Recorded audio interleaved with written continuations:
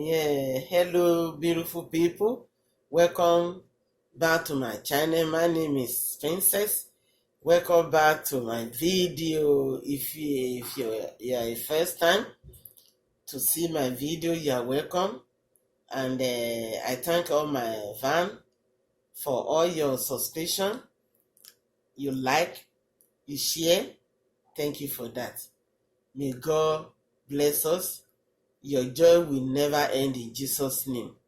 Today, I have a video for you. This video is going to give you a big opportunity in the ending of this year, 2022, so that next time you can see more of my video. But I just want you to listen attentively to this one. I just want to talk about what me and you went through for this year. Yeah, I want to ask you a question. What is your achievement for this year? What is your achievement for this year? Whoever build a house, congratulations. You ever get a wife, congratulations. You ever got a good job, congratulations. If you have a new baby, congratulations too. Yes, those who are still looking unto God to have a child, to have a house, to have a wife, to have an husband, to build a house, to get anything you want in your life. I'm using this opportunity that very soon now we are going to welcome our Father, our Almighty God, our Lord Jesus Christ.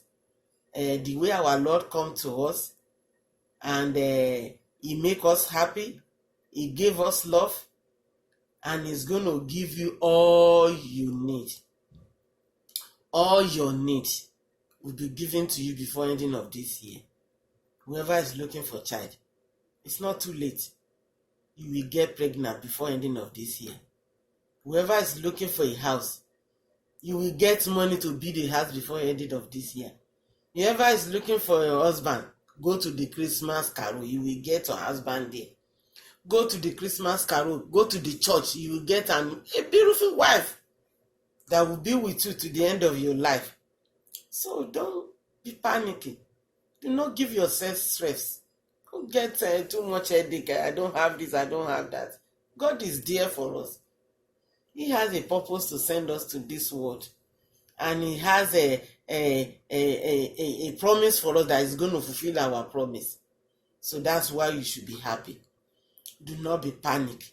Do not give yourself a stress, a sickness that the medication cannot cure. Please, be happy. Forget about your sorrow. Go to the church. Soon our Father is coming. He's coming with a big surprise for us. That's why we should be happy. Yes. If you don't achieve anything, don't worry. God is there for you. You will soon achieve it. You will achieve it. You will say, Father, oh, this is too much for me. Yes, if you believe in Him and your mind is clear to everyone, your mind is clear to your neighbor, your mind is clear to everybody around you, you will get to what you are looking for. Don't be too stressed. If you are sick, don't do too panic. Do not cry. Just have belief that God will heal you. Okay? So that is my message to you. Then again, I want to talk to you, we Yoruba. God will fulfill our promise. You know that promise that is on our heart now, that is beating boom, boom, boom about Yoruba nation. I never talked about Yoruba nation before. And it's not that I don't have interest. I have interest, but it's giving me, what do I do? It's bothering me. Because something that we are looking for, all of us, that we are stressing for, we are crying for, we don't know where God will give it. I know God will fulfill it. He will fulfill it. He will give us that destiny. It's our destiny. You know, when God promised a child, He will surely fulfill it. We might not know when it's coming, but I'm sure it's coming. It's on the way. Then don't kill yourself. Those people that are fighting, I was there when they wọ́n dáfá wípé àwọn kan ló gbé Yorùbá nation sílẹ̀, àtàwọn tó dáfá tó gbé Yorùbá nation sílẹ̀. Remember, I said this channel, I speak Yoruba and Gẹ̀ẹ́sì, and I used to make some fun, because tọ́pẹ́ Yorùbá sínú ilé tó bá ń ronú gbé Yorùbá American comedy sí, you'll be fine, because it's all about counseling, advert, culture and broadcasting news. So gbogbo ẹ̀ ló wà ń bẹ̀. Ẹ̀yin èèyàn máa bá mi subscribe, ẹ bá mi like, ẹ bá mi subscribe. Torí mi ní ọdún àìsàn ọdún kékeré táwọn ọmọ kéékèèké tá a bá ń tínú wa máa ń dùn pé yes, Jésù bọ̀ lọ́la, a máa rẹ́dì sílẹ̀. Ẹlòmíì máa ti rẹ́dì sílẹ̀ fún Jésù kì í jẹ̀rẹ̀ sí, bẹ̀tà ṣáà máa sí, inú wa máa dùn, because we believe that new thing is coming to our life, and it's going to be so in Jesus' name. So ẹ bá mi like, ẹ bá mi subscribe, ẹ bá mi notification button down there, ẹ bá mi hit it. Yes, thank you. May God fulfill your promise. Ẹ̀yin èèyàn wa, ẹ má máa jẹ́ ká fa okùn tí a lè fà, tá a kàn ń dánmọ́ra wa lọ́wọ́, tá a ń dánmọ́ra wa lọ́wọ́. Ó ti pọ̀ jù. À ń lọ sódò, àti ìdodo àti ń kẹ́sẹ̀ sínú omi. Àti ń kẹ́sẹ̀ ẹsẹ̀ yẹn dẹ̀ ti ń rì, ó ti ń rì sínú omi, ẹ̀dẹ̀ tí bu omi tẹ́ fẹ́ bù. Báwo la fẹ́ bomi náà? Ẹ tiẹ̀ jẹ́ ká débẹ̀ náà, ká tó mẹni tó máa jẹ president, ẹni tó máa jẹ igbákejì, igbákẹta. A dúpẹ́ pé àwọn kan ti dáfá wípé ẹgbẹ́ nǹkan báyìí ló máa jẹ àwọn tó bìlífù nínú Ifá gbogbo. Gẹ́gẹ́ bí ẹ̀sìn báyé, nǹkan tá a dáyé bá, ẹ gbàgbọ́ wípé ó ń bọ̀. Ẹ ní sùúrù pé kó dé. Tó bá tiẹ̀ dẹ̀ wá dé, ẹ ṣe wá mẹni tó máa jẹ. Àwọn kan ò sí ń bẹ̀ ń gbà tán dáfá, àwọn kan wà ń bẹ̀. Ẹ má jà tó máa kóra wa lọ́kàn sókè. Ṣé mo focus ta nísìnyí pé how are we going to get it? Tá bá wá get ẹ̀ tán ta ni olóńlò àlọ́wọ́ wa yìí. Yes, nígbà yẹn àṣewálé wa máa gbèrò pé ta ló fẹ́ jọba, ta ló fẹ́ jẹ gbákejì, ta ló fẹ́ gbogbo ẹ̀yin tẹ́ wà ní kábínẹ̀tì Yorùbá pátápátá, gbogbo ẹ̀yin lẹ́ni ṣe tí Yorùbá nation bá dé. Do not stress yourself. Do not stress yourself. Gbogbo yín pátápátá, kódà ṣe mọ̀ pé commander, àwọn tó máa jẹ commando wà ń bẹ̀. Commando gbébọn olórí gómìnà, olórí ogun ó wà ń bẹ̀, olórí ọlọ́pàá ó wà ń bẹ̀, olórí army ó wà ń bẹ̀, olórí navy ó wà ń bẹ̀. Gbogbo àwọn tó wà ń bẹ̀, gbogbo yín náà lè máa fíìlì gbogbo gáàpù yẹn. Don't bother yourself, man. Bàbá Akíntóyè ti ṣe ìwọ̀n tó lè ṣe. Àgbà ti dé bá bàbá. Orí ọ̀fẹ́ dẹ̀ ni bàbá ń lò, Ọlọ́run á dẹ̀ sì jẹ́ kán pèsè fún wa. So tọ́lọ́run bá pè pé àwọn ló máa jẹ́ fine, ó bá lẹ̀ jẹ́ lómìn ní fine, bẹ̀tẹ̀ tí ẹ̀ jẹ́ ká gbà náà. Ẹ má tí dìtẹ̀ bàbá Akíntóyè, ẹ má dìtẹ̀ Yelutiri, ẹ má dìtẹ̀ bàbá Sunday, ẹ má dìtẹ̀ anybody, ẹ má dìtẹ̀ ara yín. Everybody, let us come together. One love, keep us together. One love, all of come together, all of us come together. Ẹ gbèrò pé bó lẹ ṣe fẹ́ gba kínní yìí, bó lẹ ṣe fẹ́ rí, bẹ́ẹ̀ ṣe máa tu àwọn òyìnbó nínú. Òtútù ti mú sìn báyìí tí gbogbo àṣẹ máa gbé kọ́ńfọ́tà tá a máa lọ jókòó sẹ́nu ọ̀nà ilé wọn. Tó bá máa fi pé ó pẹ́ jù 3 hours. Uncle Joe máa yọjú sá pé àwọn àlejò wo ló ń gbà nínú òtútù yìí, nínú 90 degree, 17 degree. Tẹ́lẹ̀ kó tán bá bomi sílẹ̀ bá ó ti freeze láàrin ìṣẹ́jú kan. tàbí bàbá ọmọ ìyá queen ní London, ó bá dẹ̀ jẹ́ níbẹ̀ náà ni ẹ lọ sùn síbẹ̀. Ó pẹ́ jù náà 3 hours bàbá yẹn kò tí ẹ gbọ́dọ̀ tó 3 hours bàbá máa jáde sí i, bùkọ́ wọn ní fẹ́ kéèyàn kankan kú sílẹ̀ fún àwọn wàhálà ló máa jẹ́ fún wọn tí èèyàn kan bá lọ kú sẹ́nu ọ̀nà wọn pẹ́rẹ́, wọn ní fẹ́. Ibi tó yẹ ká fi ẹ̀hónú àti fókọ̀sì wá sí nìyẹn. Ẹ̀kẹ́tì ẹ máa bára yín jà ń sìn, ẹsẹ̀ tí máa torí Olúwa ń sọ fún yín pé ẹ fẹ́ máa bẹ̀rẹ̀ sí ní ṣe ara yín léṣe, ẹ fẹ́ máa bẹ̀rẹ̀ sí ní para yín. You don't do that. Àsìkò ikọ́ ni parapara ṣẹlẹ̀, ẹ má para yín, ẹ má para yín, ẹ má para yín o. Ẹ má ní èèyàn kan ò bá yín dá sí ẹ fẹ́ pa èèyàn kan ti ṣáájú mi kan, èmi ni mo kọ́kọ́ sọ tẹ́lẹ̀, ẹni tó ti sọ tẹ́lẹ̀ yẹn náà wá ní bó ṣe máa rí kan nípa ẹni tó tẹ̀sẹ̀ ń sọ́sìn yẹn. Ẹ má ṣe yẹn, mo bẹ̀ yín lórúkọ Ọlọ́run. Ẹ jẹ́ ká wà nínú ìfẹ́ kan náà, ẹ jẹ́ ká jẹjọ́ ọmọ ìyá kan náà. Nígbà tí nǹkan tá à ń wá tó bá wá tẹ̀ wá lọ́wọ́ tán, nígbà yẹn náà gan ẹ nídìí láti jà. Gbogbo yín ẹ kóra yín pọ̀. Èmi tí mo jókòó mi ìyàn síbi kankan, bébì ni mo jẹ́ láàrin yín, because mo kàn rí pé ó jẹ́ dandan, because àwọn tó wà lókèrè wọn ọ̀rọ̀ náà rìn. Christmas délẹ̀ ń sìn báyìí, àwọn Ìgbò ń lọlé, wọ́n ṣẹ̀ṣẹ̀ ń pe Uncle Joe páwọn ń lọlé, pé Uncle Joe dáàbò bò wá o, à ń lọ ìlú bàbá wa ìyá wa o. Can you imagine that? Kò tiẹ̀ sọ́mọ Yorùbá tó pọ̀ Uncle Joe pò ń lọlé. Àmọ́ páwọn díẹ̀ máa lọ bẹ̀tẹ̀, àwọn tó bẹ̀rù ló pọ̀ jù tí ò wá sílé. Sọ̀rọ̀ mi yé yín sìn. Gbogbo wọn yẹn náà pẹ̀lú nǹkan tó ń já gbogbo aláyà. Nígbà tí èèyàn bá nílé ìyá àti bàbá ńlẹ̀ tí ò lè pakùrù pò ń fẹ́ lọ, níbi tán ti ń grab èèyàn lórí títì tó ń ṣe hey help me, I don't know where they carry me go, I don't know where they carry me go. A whole police was grabbed on the street. Ó dẹ̀ ń pariwo fò nínú ká, I don't know where they carry me go, help me. Ṣé ìlú nìyẹn? Ṣé country nìyẹn? Kò dẹ̀ sọ́lọ́pàá tó fẹ́ dá dúró, kò sọ́lọ́pàá tó fẹ́ dá mọ́tò yẹn dúró, kò sí anybody tó fẹ́ dá dúró. Ohun tó ń pariwo help me náà, òun náà rí ọrùn wèrè ẹ̀, kó fún ọrùn ẹ̀ mọ́ síárìn. Ó ń gbadúsẹ́, ṣé síárìn ló yẹ kó dùn ní, àbí kó fún ọrùn wèrè mọ́ síà tó wà lẹ́yìn, kó grab ẹ̀ mọ́ gbogbo ẹ̀ kúkú lọ́jọ́ ṣe dáadáa síbì kan náà. Ohun tó rẹ́dì láti gbé èèyàn lọ yẹn, káwọn méjèèjì, and I'm sure àwọn méjèèjì ò ní kú bẹ̀ tí mọ́tò yẹn á mú wọn mọ́bì kan, àwọn èrò á sáré débẹ̀ pé ìkankan ṣẹlẹ̀, bó ṣe máa bọ́nú ẹ̀ nìyẹn.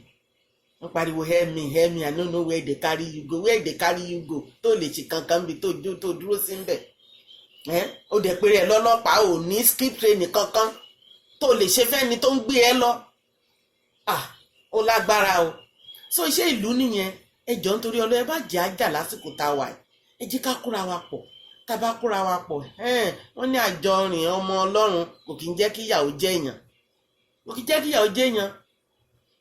so ìjẹ́ ló yẹ ká ṣe ń sìn.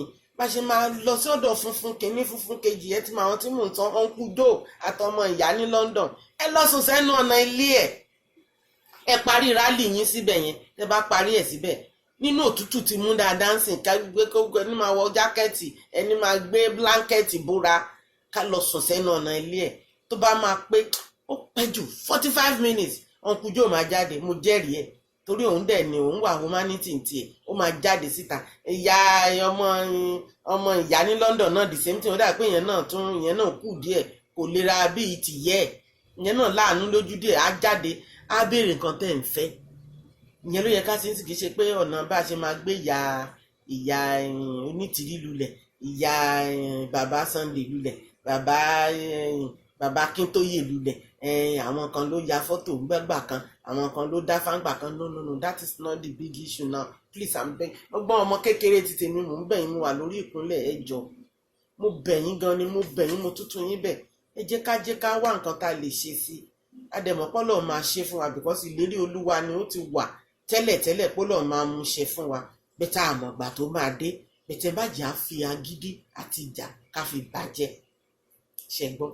And then mo tún fẹ́ bá yín sọ̀rọ̀, ẹ̀yin èèyàn tẹ́ ń sọ̀rọ̀ lórí afẹ́fẹ́, bí ti tèmi báyìí tẹ́ máa ní èní ni ìyàwó bàbá kan máa lọ, ọ̀la ni ìyàwó bàbá kan máa lọ. Torí Ọlọ́run, ẹ ti ẹ̀ jẹ́ ká ní sùúrù. Ẹni tó ń gbéyàwó bọ̀ wá bá kò kí ń garun, nǹkan tó àdúrà tó yẹ kẹ́ máa fi ran bàbá lọ́wọ́ ẹ fàdúrà ran bàbá yẹn lọ́wọ́ yẹn, bàbá Ọọ̀ni of Ifẹ̀. Fàdúrà ràn wọ́n lọ́wọ́. Ẹni eléyìí bá lágbé Ṣadéjà àbí ó bá Ashley jà, bá Tóbi jà, kò sí nǹkan kan bẹ́ẹ̀ yẹn láàfin, gbogbo ẹ̀ ló ń lọ déédéé. Àwọn ìyàwó yẹn ń ṣe nǹkan tó yẹ kán ṣe. Oníkálukú ló mọ schedule títí ẹ̀, kò síjà láàrin wọn. They have love. They keep themselves together. They really love each other. Kò sẹ́ni tó bára wọn jà, ọkàn bàbá dẹ̀ balẹ̀. Pétéjì ẹ má máa sọ ọmọ ń tìyàn lójú. Ṣé ẹ̀yin amọ̀ páwọn Yíbò àwọn kinní náà wọ́n sọ tí wọ́n bẹ̀tẹ̀ ààrẹ àìwíàìvà sí ọmọ Yíbò kan kó gbé ọba Yíbò ẹ̀ lọ sórí kinní kó máa sọ̀rọ̀. Ọjọ́ kan tí lady kan tó ń kọrin, mo ti gbàgbé orúkọ ẹ̀, tó lò ń lọ kọ́pì ọba Benin. Mọ̀ kan tójú lady yẹn rí, wọ́n fẹ́ pa sí i. Ó láti tètè máa bẹ̀bẹ̀ ni, just ó kàn kọ́pì aṣọ ẹ̀ ni o. Aṣọ tó máa ń wọ̀ bọ́n ṣe máa ń to ìlẹ̀kẹ̀ yẹn ọba Benin yẹn náà lọ ṣe. Ó lóun fẹ́ fi ṣe culture, òfin ṣeré lórí ibi tó ti ń kọrin.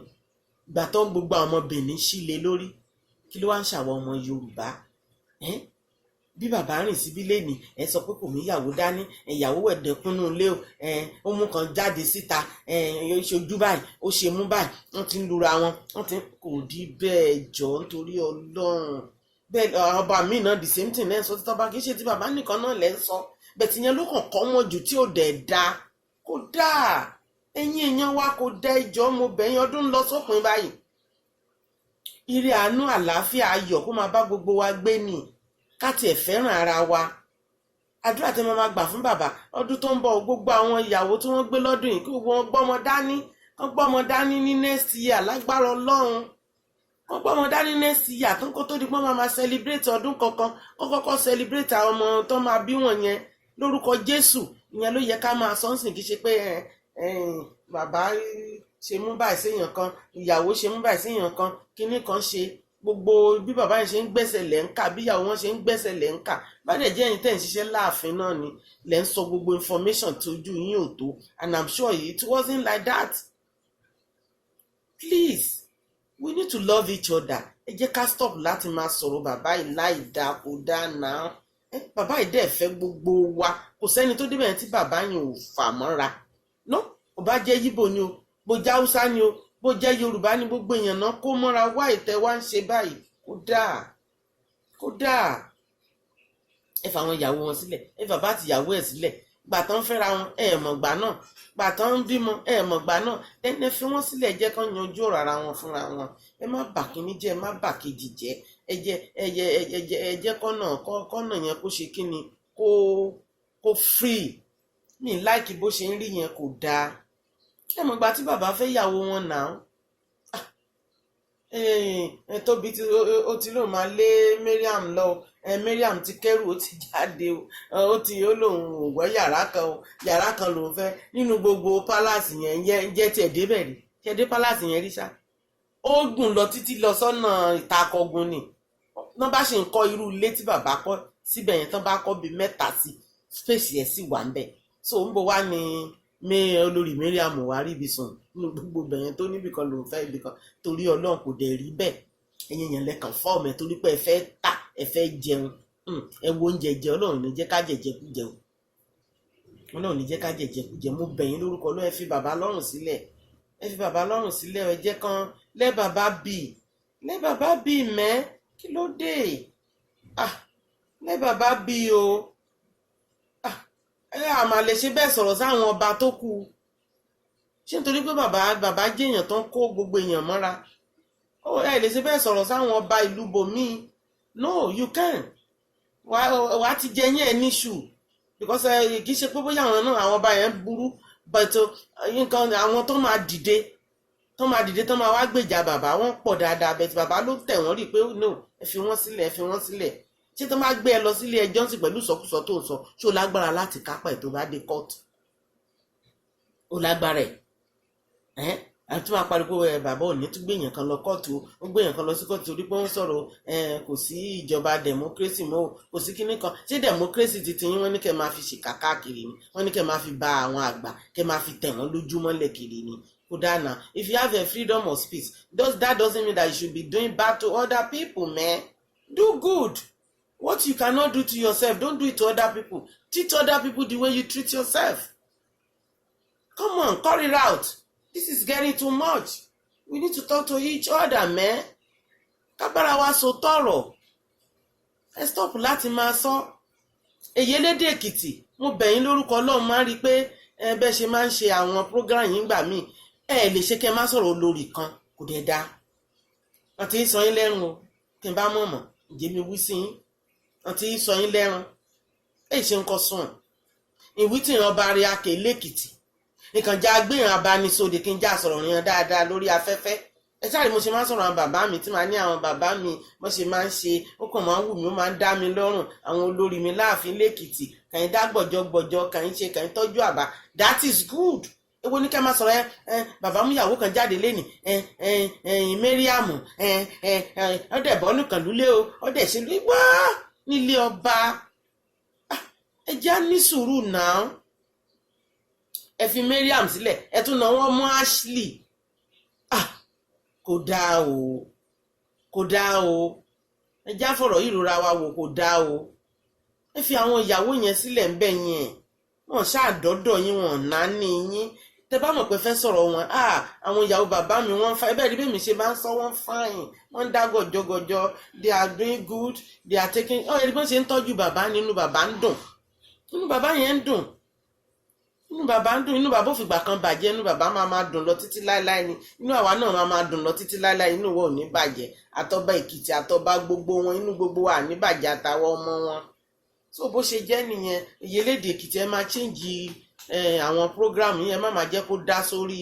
àwọn ìyàwó ọba láìdá ó lè dá sórí wọn sí nǹkan tó dáa pé ẹ máa láìkí aṣọ tán wọlé ní o irú ọdún tí wọ́n ṣe kọjá yẹn Ifẹ̀ dé pé ẹ láìkí gbogbo wọn ṣe dress tán fáìn tí gbogbo ojú wọn tuntun ìyẹn dáa bẹ́kẹ́ bá ní ìkan bá kan jà lẹ́nu ìkan kó jáde fún kan ìkan torí kan lé kan jáde kò dáa o kò dáa o ẹ̀yin ìmọ̀ kan jẹun kan bú Èkìtì kan ti bú ayé yé èbúbú ní ti pọ̀ jù kí ló dé ẹgbọ́n nǹkan míì sọ náà ẹ lè gbé ẹ lọ sórí pépà ẹ rí nǹkan míì sọ ẹ sọ̀rọ̀ nípa anything ṣe ti gbọ́ Ìyélédè Èkìtì ń jarí o tí mo wọ́n máa bá kánni lájọṣe wọ́n má bá yín sòtítọ́ ọ̀rọ̀ ẹ̀sùn o ẹ jẹ́ kára wa kó máa bá òtítọ́ mu ẹ wá program míì ṣiṣẹ́ ti gbọ́ ẹ̀yìn náà ni mo ní kí n bá yín sọ ẹ̀yin èèyàn wa a kú mọ́ra ọdún o ṣe ti wá dìyẹ sílẹ̀